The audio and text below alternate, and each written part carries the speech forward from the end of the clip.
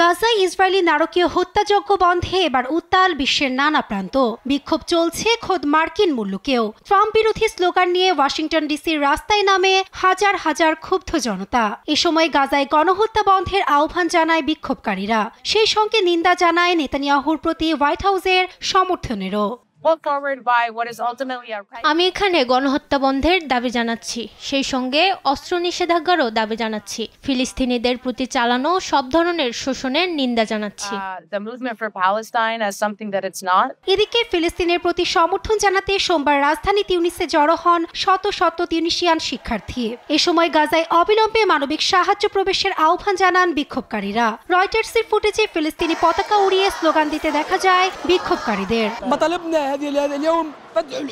আজ আমাদের দাবি হলো সীমান্ত খুলে দেওয়া, সাহায্য প্রবেশের অনুমতি দেওয়া, আরব ও বৈশ্বিক নীরবতা ভেঙে দেওয়া। আমরা ইসরায়েলের নৃশংস আগ্রাসনের নিন্দা জানাই, যা সব সীমা অতিক্রম করেছে। গাজায় চলমান বর্বরতার বিরুদ্ধে ব্যাপক বিক্ষোভ হয়েছে মরক্কোতেও। রোববার রাজধানী রাবাতে ঢল নামে ক্ষুব্ধ বাসিন্দাদের। এ সময় গাজা থেকে ফিলিস্তিনিদের জোরপূর্বক স্থানান্তরে ডোনাল্ড ট্রাম্পের প্রস্তাবের নিন্দা জানায় জনতা, যাকে গেল কয়েক মাসের ভেতর সবচেয়ে বড় বিক্ষোভ বলছে দেশটির সরকার। ফিলিস্তিনিদের প্রতি সমর্থন প্রকাশ করে বিক্ষোভ হয়েছে বাংলাদেশ, তুরস্ক সহ আরও অনেক দেশে।